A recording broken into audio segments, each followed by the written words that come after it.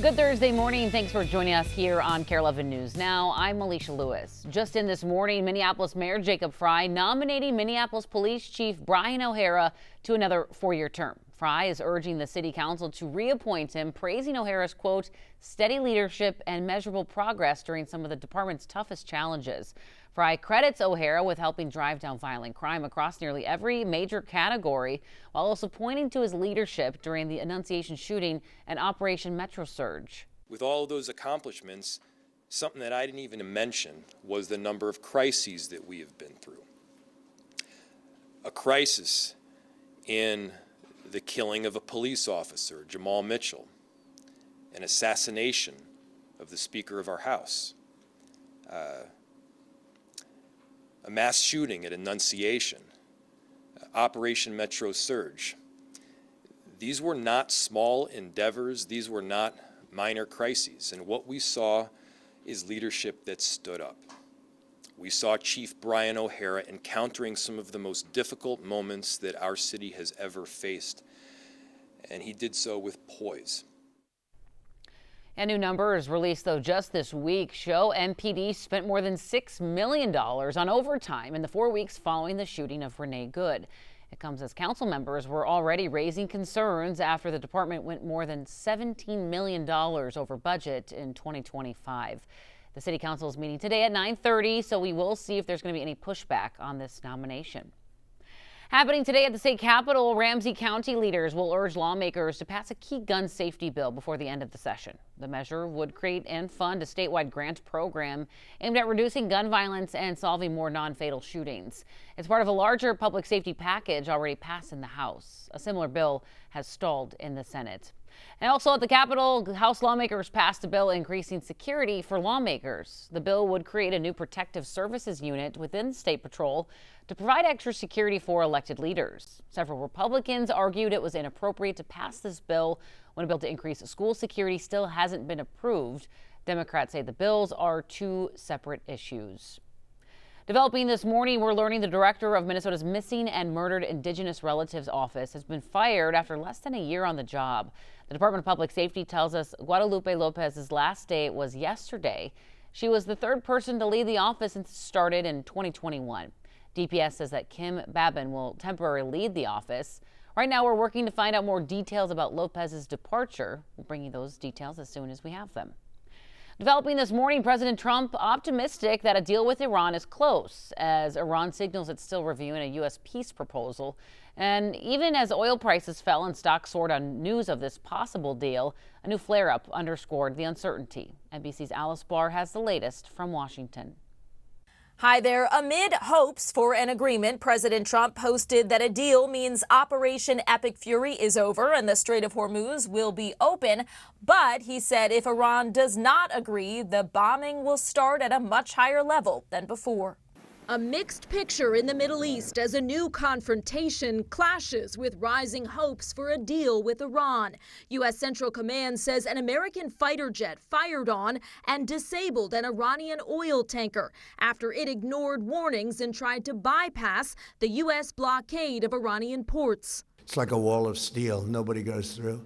That as stocks rallied over reports in the Wall Street Journal about a one-page, 14-point U.S. proposal to end the war, citing people familiar.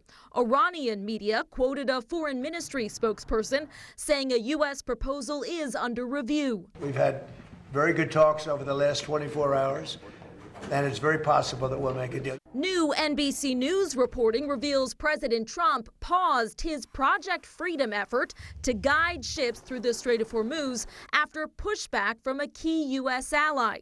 Two U.S. officials say Saudi Arabia suspended the U.S. military's ability to use its bases and airspace over frustrations they were caught off guard. All of that as Secretary of State Marco Rubio arrived in Rome today, meeting with Pope Leo amid tensions over President Trump's sharp criticism of the first American pontiff who has spoken out against the war. Iran cannot have a nuclear weapon, and he seemed to be saying that they can. The Pope rejects that, saying the Catholic Church has always opposed nuclear weapons. I always believe that it's much better to enter into dialogue than to look for arms. Secretary Rubio denied his visit is meant to smooth relations with the Vatican. While oil prices dropped on hopes of a peace deal, industry figures tell NBC News it could take a while to get energy shipping back up to speed through the Strait of Hormuz, with ship operators likely to remain cautious until they see a more stable, predictable, and sustained situation. In Washington, Alice Barr, NBC News. A budget audit turns into an unexpected windfall for Minneapolis public schools. Millions in miscategorized money could soon bring more educators back inside the classroom. The new superintendent asked an outside entity to review the district's finances. It found that the school district made errors in categorizing special education funding. District leaders corrected their expense coding and billing issues, leading to more than $10 million in extra special education funding for the current school year and more than $10 million for next school year. In a statement, the district says, quote, "While we cannot change past decisions or correct issues in the past, we can recognize the harm that these issues have caused." The entire school board will see a presentation of the budget, and the first reading will happen later this month. An iconic building now a total loss after a fire that we first brought to you as breaking news yesterday morning. We have drone footage now showing all that's left of Haskell's Port of Excelsior restaurant there. Right now, officials are still trying to figure out what caused the massive fire. Haskell's owner tells us, though, it looks like the flame started out on the patio and worked its way inside to the restaurant. One former employee is heartbroken when she saw what was left of the building. It made me incredibly sad, and I had to come down and see with my own eyes. This is my very first job. When I was 16, I started out as a dishwasher, moved on to the bus girl, did some cooking, prep cook. Breaks your heart to see that look like that. This is just such a staple in Excelsior. The liquor store side of the building was damaged, but the owner says that they're hoping to reopen it in the next few weeks. This morning, a Winona woman is starting her sentence after pleading guilty in connection to the death of a baby unidentified for years.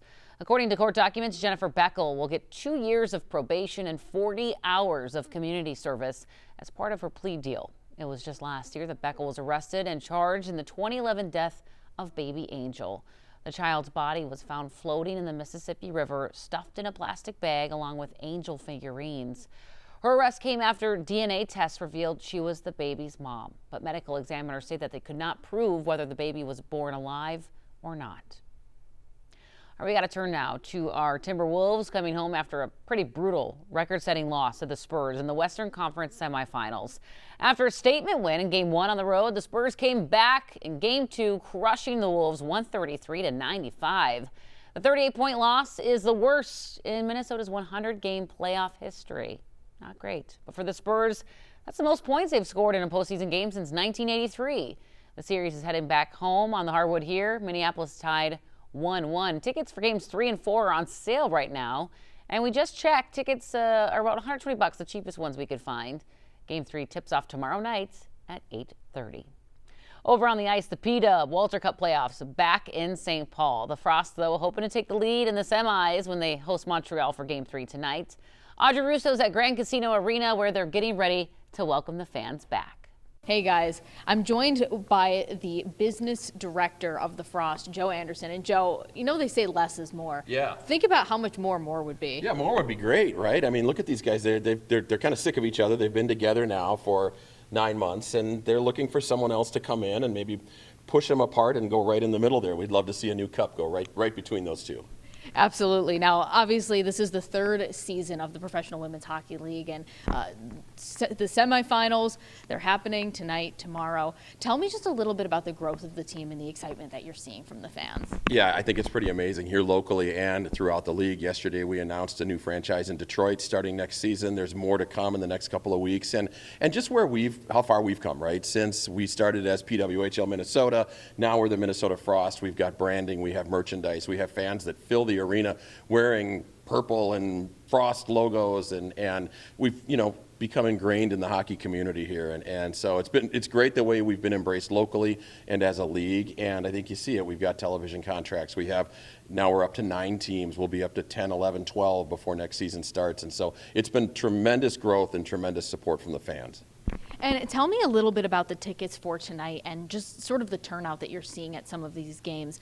You mentioned opening the Upper Bowl at one point earlier this season, and the expectation is that if they win Game 4 and 5, that might happen again. Yeah, it's semifinals. It's a quick turnaround for our fans, and a lot of people have plans, and so we're just grateful for everybody that shows up. There's plenty of great tickets left for tonight and tomorrow here in the Lower Bowl at Grand Casino Arena, and they're affordable, right? It's a great family outing. You can come down to West 7th or downtown St. Paul, hit one of those great restaurants, have a little dinner, and come over here for a 6 o'clock puck drop and be home by 9:30.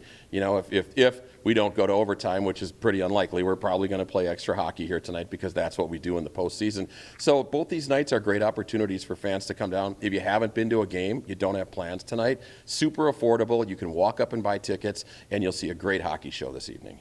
Awesome, Joe. Thank you so much. Yeah, tickets, the cheapest that I could see online were $32, and the game gets underway at 6 o'clock tonight. And then if you just can't get enough hockey, they're going to play again on Friday for Game 4. Back to you. All right, should be a good time. Hey, stick with us. More news and weather coming up after the break.